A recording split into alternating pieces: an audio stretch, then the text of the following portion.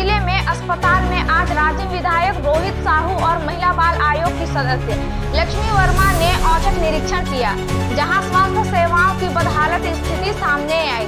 निरीक्षण के दौरान अधिकांश डॉक्टर व स्टाफ ड्यूटी में नदारद मिले, जिससे विधायक ने कड़ी नाराजगी जाहिर की। विधायक रोहित साहू ने अस्पताल की हाजिरी पंजी का निरीक्षण किया, जिसमें कई डॉक्टर और नर्स 3-4 दिन से गैर हाजिर थे, जबकि कुछ डॉक्टरों के हस्ताक्षर पंजी में ही नहीं थे। इस लापरवाही पर उन्होंने तुरंत कारण बताओ नोटिस जारी करने और नियमानुसार कार्यवाही के निर्देश जिला स्वास्थ्य अधिकारी को दिए। गरीबों और आम जनता स्वास्थ्य के खिलाफ बर्दाश्त नहीं किया जाएगा। डॉक्टर और स्टाफ अपनी ड्यूटी पर ही यह सुनिश्चित करने के लिए जल्द ही अस्पताल में बायोमेट्रिक अटेंडेंस सिस्टम लागू किया जाएगा। महिला बाल विकास आयोग की सदस्य लक्ष्मी वर्मा ने भी अस्पताल की दुर्दशा पर नाराजगी जताई। उन्होंने कहा कि सरकार गरीबों, महिलाओं और बच्चों को समुचित स्वास्थ्य सुविधा देने के लिए प्रतिबद्ध है, लेकिन अस्पताल की स्थिति चिंताजनक है। उन्होंने साफ सफाई और डॉक्टरों की नियमित उपस्थिति सुनिश्चित करने के निर्देश भी दिए। निरीक्षण के दौरान नगर पालिका अध्यक्ष रिखी राम यादव, जनपद अध्यक्ष सोहन ध्रुव, जिला पंचायत उपाध्यक्ष लालिमा ठाकुर, गरियाबंद मंडल अध्यक्ष सुमित पारक, पार्षद सूरज सिन्हा, सागर मायानी सहित अन्य भाजपा पदाधिकारी मौजूद रहे। निरीक्षण के दौरान नगर पालिका अध्यक्ष रिखी राम यादव, जनपद अध्यक्ष सोहन ध्रुव और जिला पंचायत उपाध्यक्ष लालिमा ठाकुर, गरियाबंद मंडल अध्यक्ष सुमित पारक, पार्षद सूरज सिन्हा, सागर मयानी सहित अन्य भाजपा पदाधिकारी भी मौजूद रहे। इस औचक निरीक्षण के बाद अस्पताल प्रशासन पर कठोर कार्रवाई की तलवार लटक रही है। वहीं मरीजों और उनके परिजनों में उम्मीद जगी है कि जल्द ही अस्पताल में स्वास्थ्य सुविधा में सुधार होगा और लापरवाही कर्मचारियों पर सख्ती होगी। आगे बढ़ते हैं दूसरी खबर की ओर, जो कि बुजुर्गों की आंखों में वर्षों से पल रही तीर्थ यात्रा की अभिलाषा हुई पूरी।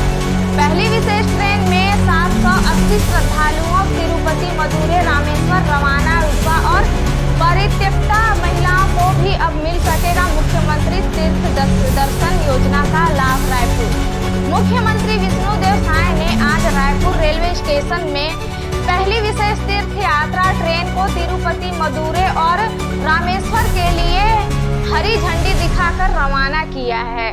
इस पहली तीर्थ यात्रा में ट्रेन में रायपुर और बलौदा बाजार, भाटापारा जिलों के 780 श्रद्धालु बुजुर्ग सम्मिलित हुए, जिनके लिए यह यात्रा केवल धार्मिक अनुभव नहीं बल्कि सम्मान और स्नेह का प्रतीक बन गया है।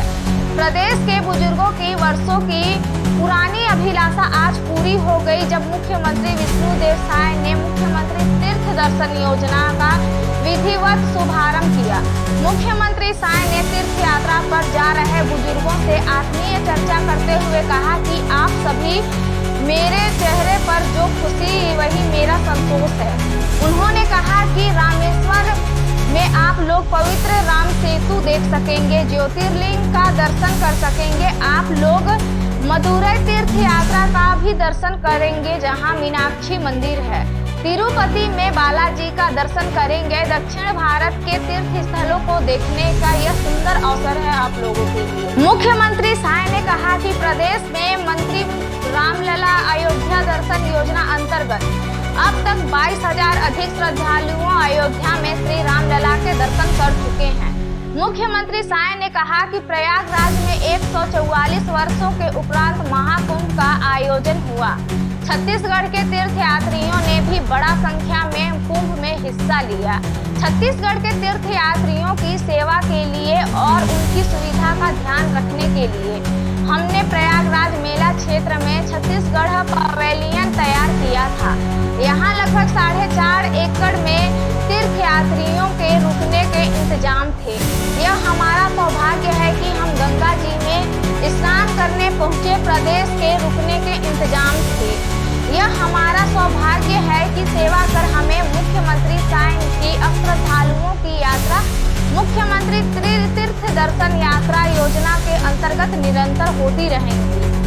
उन्होंने कहा कि इस योजना के लिए हमने 15 करोड़ रुपए का बजट प्रावधान किया है, जो जोड़ा गया है, जिनकी निःशुल्क यात्रा कराई जाएगी। मुख्यमंत्री साय ने इस अवसर पर अधूरी रह जाती है। उन्होंने कहा कि हमें संतोष है कि हम इस इच्छा को साकार कर पा रहे हैं।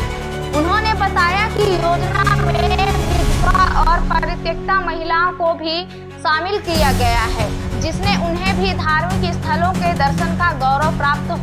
अब बढ़ते हैं तीसरी खबर की ओर, जो कि दुर्ग में गुरुवार को भिलाई स्टील प्लांट में फिर से कोको वन डिपार्टमेंट में सुबह 6 बजे आग लगने से प्लांट में अफरा तफरी मच गई है। घटना से बीएसपी प्रबंधन को करोड़ों का नुकसान हुआ है। बीएसपी के दमकल कर्मियों ने 5 गाड़ी पानी के लगभग 3 घंटे की मशक्कत के बाद आग पर काबू पाया। फिलहाल इस घटना में कोई जनहानि नहीं हुई है। वहीं बीएसपी प्रबंधक हमेशा की तरह इस घटना को छुपाने में रहा। बता दें कि हाल में ही भिलाई स्टील प्लांट में फिर से आग लगी थी, जिसमें लाखों का नुकसान हुआ था। बताया जा रहा है कि कोको वन बैटरी के 9 और 10 के पीछे कन्वेयर बेल्ट नंबर 4 में आग लगी थी, जिसमें बेल्ट लगभग 70 से 80 मीटर बेल्ट जलकर खाक हो गया। बेल्ट को घुमाने में लगे मशीन और केबल भी जलकर खाक हो गया। विभाग के सूत्रों में बताया जा रहा है कि कोको वन बैटरी में कोयले के जलने के दौरान उसे ठंडा करने के बाद उसमें नेफ्था लिक्विड का छिड़काव किया जाता है। इसके बाद उसे कन्वेयर बेल्ट में पाउडर बनाने के लिए दूसरे डिपार्टमेंट में लाया जाता है। इसी दौरान कोयले की आग से यह आग लगी है। इनमें नाइट शिफ्ट वाले ड्यूटी कर्मचारी भी लापरवाही मानी जा रही है, क्योंकि जब बेल्ट पूरी तरह से जलकर गिर गया तब जाकर दमकल को इसकी सूचना दी गई थी, जबकि आग को बढ़ने में 2 से 3 घंटे का समय लगा होगा। अब बढ़ते हैं चौथी खबर की ओर, जो कि मंत्री श्री नेताम ने कृषक उन्नति योजना, महतारी वंदन योजना सहित अन्य सहकारी योजनाओं की दी जानकारी। रायपुर में छत्तीसगढ़ के आदिम जाति विकास एवं विकास कल्याण मंत्री रामविचार नेताम ने आज अपने दिल्ली प्रवास के दौरान केंद्रीय श्रम एवं रोजगार तथा युवा कार्य एवं खेल मंत्री मनसुख एल मंडाविया के उनके निवास कार्यालय में सौजन्य मुलाकात की। इस मौके पर मंत्री नेताम और केंद्रीय मंत्री मंडाविया के बीच छत्तीसगढ़ सरकार द्वारा संचालित केंद्र और राज्य परिवर्तित योजनाओं के क्रियान्वयन के संबंध में विस्तार पूर्वक चर्चा की गई। मंत्री नेताम ने बताया कि मुख्यमंत्री विष्णुदेव साय के नेतृत्व में राज्य सरकार किसानों, गरीबों और मजदूरों सहित सभी वर्गों के निरंतर विकास के लिए नीतिगत फैसले लेकर और योजनाओं के तहत कार्य कर रही है। उन्होंने दीनदयालु उपाध्याय कृषक उन्नति योजना, महतारी वंदन योजना सहित विभिन्न जनहितकारी योजनाओं को छत्तीसगढ़ में हो रहे बेहतर क्रियान्वयन के बारे में संबंध भी जानकारी दे रहे हैं। मंत्री नेताम ने इस दौरान केंद्रीय श्रम एवं रोजगार मंत्री मंडाविया को छत्तीसगढ़ आने का निमंत्रण भी दिया। इसी प्रकार बढ़ते हुए चलते हैं देहरादून उत्तराखंड में 4 धाम यात्रा इस साल 30 अप्रैल से शुरू हो रही है। हर साल लाखों श्रद्धालुओं इस यात्रा पर आते हैं। इस बार 4 धाम यात्रा में कुछ नए नियम बनाए गए हैं। सोशल मीडिया पर वीडियो और रील वायरल होने के लिए खास नियम बनाए गए हैं। मंदिर के अंदर वीडियो और रील बनाने पर रोक लगा दी गई है। ऐसा करने पर दर्शन किए बिना लोगों को वापस होना होगा। इसके अलावा वीआईपी दर्शन भी बंद कर दिए गए हैं। इस बार की 4 धाम यात्रा के लिए 9 लाख लोगों ने रजिस्ट्रेशन करा लिया है। यात्रा को सुरक्षित बनाने के लिए कई इंतजाम किए गए हैं। केदारनाथ, बद्रीनाथ पंडा समाज ने यह फैसला लिया है कि इस बार यात्रा में रील बनाने वालों को मंदिर में घुसने नहीं दिया जाएगा। पिछले साल वीडियो बनाने वाले यात्रियों की वजह से कई जगह पर व्यवस्था बिगड़ गई थी। केदारनाथ धाम में सिर्फ वीडियो बनाने के लिए ढोल नगाड़े बज रहे थे। इससे प्रकृति और श्रद्धालुओं की शांति भंग हो रही थी। इसलिए इस बार प्रशासन ने कैमरा चालू करने पर पूरी तरह से रोक लगा दिया गया। पैसे लेकर दर्शन करवाना भगवान की मर्यादा के खिलाफ माना जा रहा है। इस साल 4 धाम यात्रा में वीआईपी वीआईपी दर्शन भी बंद कर दिए गए हैं। बद्रीनाथ धाम के पंडा पंचायत के कोषाध्यक्ष कृषक अशोक टोडरिया ने कहा कि पैसे लेकर दर्शन करवाना भगवान की मर्यादा के खिलाफ है, इसलिए इस बार सभी श्रद्धालुओं सामान्य दर्शन ही कर पाएंगे।